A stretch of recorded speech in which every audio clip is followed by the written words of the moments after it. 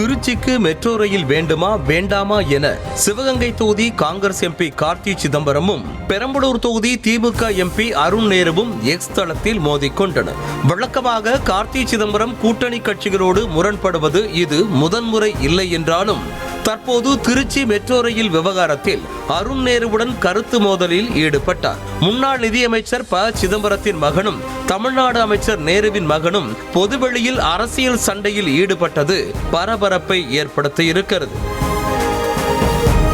Trichy metro rail திட்ட பணிகளுக்கு 11,000 கோடி ரூபாய் செலவாகும் என்று சாத்தியக்கூறு அறிக்கையில் தெரிவித்திருப்பதாக பதிவிட்டிருந்த ஒரு எக்ஸ் தள பதிவை மேற்கோள் காட்டிய காங்கிரஸ் எம்பி கார்த்தி சிதம்பரம், திருச்சிக்கு மெட்ரோ ரயில் தேவையில்லை, சிறு நகரங்களுக்கு கொண்டு வரப்படும் இதுபோன்ற சிந்தனையற்ற திட்டத்தை முடிவுக்கு கொண்டு வர வேண்டும், அதற்கு பதில் அடிப்படை கட்டமைப்புகளில் கவனம் செலுத்த வேண்டும் என்று பதிவிட்டார்.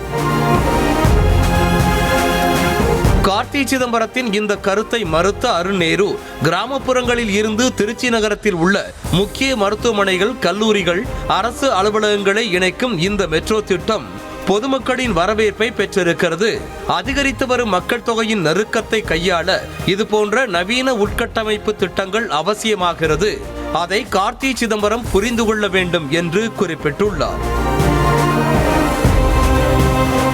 இவர்களின் கருத்து மோதல் இவற்றோடு நிற்காமல் தொடர்ந்தது. அதனைத் தொடர்ந்து பதிவிட்ட கார்த்தி சிதம்பரம், நான் தொடர்ச்சியாக திருச்சியை ஆதரித்து வருகிறேன். ஆனால் மெட்ரோ ரயில் திட்டத்தை பொறுத்தவரை டெல்லி, மும்பை, சென்னை போன்ற பெரிய நகரங்களிலே மெட்ரோவில் பயணிப்பவர்களின் எண்ணிக்கை குறைவாக இருக்கிறது. 2023ஆம் நிதியாண்டில் சென்னை மெட்ரோவுக்கு 566 கோடி ரூபாய் இழப்பு ஏற்பட்டிருக்கிறது. பெரிய நகரங்களில் மெட்ரோவின் நிலை இவ்வாறு இருக்க 27 லட்சம் மக்கள் தொகை கொண்ட திருச்சியில் மெட்ரோ ரயில் திட்டத்தை எப்படி தக்க வைக்கும் என்ற கேள்வி எழுப்பியதோடு, திருச்சிக்கு மற்ற உட்கட்டமைப்பு வசதிகள் தேவையாக உள்ளது, அவற்றிற்கு முக்கியத்துவம் கொடுக்க வேண்டும் என்று கேட்டுக்கொண்டார். அதற்கு பதிலளித்திருக்கும் அருண் நேரு, உலகம் முழுவதும் செயல்படுத்தப்படும் மெட்ரோ ரயில் திட்டங்கள் லாப நோக்கத்திற்காக செயல்படுத்தப்படுவதில்லை. மக்களின் பயணங்களை எளிதாக்குவது, ஒட்டுமொத்த வர்த்தகத்தின் வளர்ச்சி, ஒட்டுமொத்த சமூக பொருளாதார வளர்ச்சி உள்ளிட்டவைகளில் மெட்ரோ ரயில் திட்டம் தாக்கத்தை ஏற்படுத்தும். அதனால் இந்த நவீன உட்கட்டமைப்பு திட்டத்தை லாப நோக்கத்தை தவிர்த்து அவற்றின் மூலம் கிடைக்கும் நன்மைகளை மட்டுமே எடுத்துக்கொள்ள வேண்டும் என கார்த்தி சிதம்பரத்திற்கு பதிலளித்தார். ஆனால் இதன் பிறகும் இவர்களின் கருத்து மோதல்கள் நிற்கவில்லை. திருச்சி போன்ற சிறிய நகரங்களுக்கு வருங்கால மக்கள் தொகை உயர்வை கணிப்பில் எடுத்துக்கொண்டாலும் மெட்ரோ ரயில் திட்டம் பயன் தருமா? தற்போது சிறிய நகரங்களில் உள்ள மெட்ரோ ரயில் திட்டங்களின் நிலை என்ன?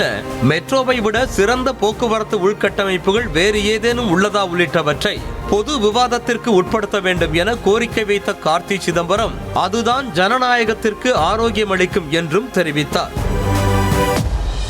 பொதுமக்கள் கடைசி எல்லை வரை பயணிப்பதற்கு மெட்ரோ மட்டும் போதாது, அதனுடன் மற்ற போக்குவரத்துகளான பேருந்துகள், ரயில்கள் உள்ளிட்டவற்றையும் இணைக்க வேண்டும். ஆனால் மெட்ரோ ஓரிடத்தில் இருந்து மற்றொரு இடத்திற்கு செல்ல சிறந்த போக்குவரத்தாக உள்ளது என்று கடைசி வரை தன் கருத்தில் மாறாமல் நின்றார் அருண் நேரு. அடர்த்தியான மக்கள் தொகை கொண்ட நகரங்களில் மற்ற போக்குவரத்து முறைகள் பொதுமக்களுக்கு வசதியாக இருக்காது என்றும், ஆனால் மெட்ரோ அதற்கு தீர்வு கொடுக்கும் என்றும் தெரிவித்தார். ஒரே கூட்டணியில் இருக்கும் 2 எம்பிக்களும் பொது தளத்தில் கருத்து மோதலில் ஈடுபட்டது அரசியல் களத்தில் விவாதத்தை ஏற்படுத்தி இருக்கிறது. திருச்சியை 2ஆம் தலைநகராக்க வேண்டும் என தமிழ்நாட்டின் முக்கிய அரசியல் தலைவர்களே பேசிய நிலையில் திருச்சி குறித்த திமுக, காங்கிரஸ் இடையிலான மோதல் கவனம் பெற்றிருக்கிறது. செய்திகளை உடனுக்குடனும் துல்லியமாகவும் தெரிந்து கொள்ள சப்ஸ்கிரைப் பண்ணுங்க.